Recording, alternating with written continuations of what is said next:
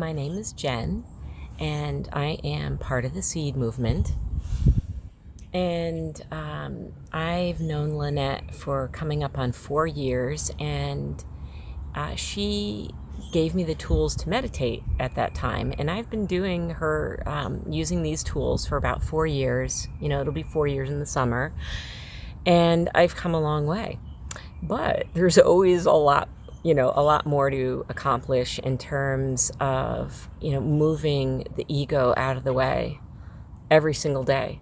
So, even when I do a meditation and I feel the freedom, joy, and unconditional love that comes with my ego being moved out of the way by my source, my creator, whatever you want to call it.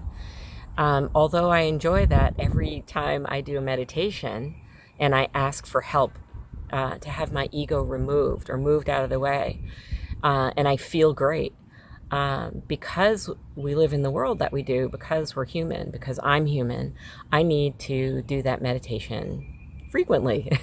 It could be multiple times in the same day, or it just could be every day. But it sure feels good to do it. So that's why I do it. And so I really actually wanted to talk about how the ego relates to this here book, The Seed.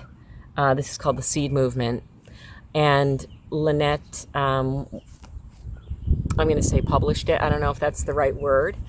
And one might think that Lannette wrote it. And she says here on the cover that it was created in divine choreography, written in heaven. And I really didn't understand, from a brain perspective, my thinking brain didn't really understand what that meant when I first was reading these first few pages. It says, from the universe to humanity. And I'm thinking, what does that mean? That's really nice, that's written in there that way. And I started reading the book, and Lannette asked me how I was doing on it, and I really couldn't read it. And what I told her was, I said, I'm a poor reader. I'm not a good reader. It's going really slowly. I'm not making much progress. And right after I said that to her, I knew because, as soon as I told Lannette that I couldn't understand what I was reading, I knew that there was more to it. I knew that I needed to meditate about this because I've got 4 years of meditation and asking for help under my belt. So here I go, and I go into meditation, and I realize I've been telling myself, my ego has been telling me for a long time, that there was a lot of stuff I couldn't do. I can't understand this. I'm not a good reader. And it's really a blockage to growth and transformation. But that's sort of the function of the ego, I guess. Our ego stands in our way and puts the true self, locked up, heavily burdened, in the background, and not really able to function in our day-to-day lives.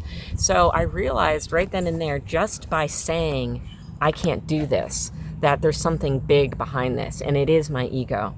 So I did all of, Lannette has 4, 5, 6 meditations devoted specifically to ego clearing.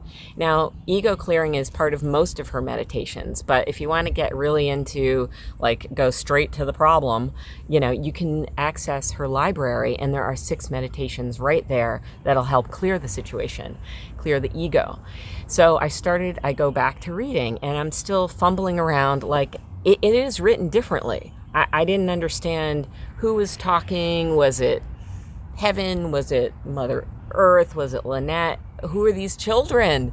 Who are these children? And I just as Lannette responded back to me, I got it. The lights went on, and I realized that the children were us. So in my meditations throughout the years, when my source heals me, and allows my true self to show myself, I'm childlike, and I'm happy, joyous, and free. And that's what these children are that she's describing in the book. And so basically, this book is written from a true self to our true selves. It's true selves talking to one another. It's not, Lannette's ego talking to my ego, my thinking brain, and, operating in a three-dimensional plane where I'm supposed to be doing things and accessing learned and conditioned behaviors and knowledge. This is my true self. Where's my true self? So if I can access my true self, which I am working even more diligently on through meditation, asking for help, all I got to do is ask, and it happens. Then I connected to this book immediately, super easy. I'm coming from a place, on like Monday saying I can't read and understand this book, to like, oh, I get it. Boom, I get it. And so I'm just going to summarize about this book called The Seed Movement, that, it's very beneficial to meditate before reading it and ask for help clearing the ego. Worked for me, just a suggestion for you. And then once getting into it, what did I find? I'm not done with it, but at this point, and I actually really look forward to doing another update. Hope you are too. But what I found in the very beginning of this book is that it's a guide. If we want to be free of our ego and to feel good and happy and full of limitless joy and limitless love, here's how to do it. This is a guide. It's a how-to manual from someone who crossed the veil and was given the information and told, hey, spread this around. It's for everyone. It's for me. It's for you. It's for everyone. And guess what? It's so easy. And then I also found that it confirmed what I was receiving in my meditations, that I'm just not making this up in my brain. Because when we move our ego out of the way, we move into our hearts. We're actually using our senses as opposed to thinking. And nothing wrong with thinking, but there's another dimension or another layer which is accessed through our heart. And with that, I was able to confirm that through my meditations again, and I said this before, but I'll say it again, that when my ego is healed by my source, my creator, by the universe, that I feel childlike. And I can totally relate to what she wrote in here. So I'm not off in the bushes making up my own world for myself. I'm becoming part of the whole. And I become unified when I'm in my true self and my ego's healed and moved out of the way. And last but not least, so this happened for me within, I'm going to give you the page number. Should have highlighted that a little better. But okay, I guess it's by page, let's say by page 50, this book helped me find my true purpose in life. So, only by page 50, and there are over 200 pages in the book.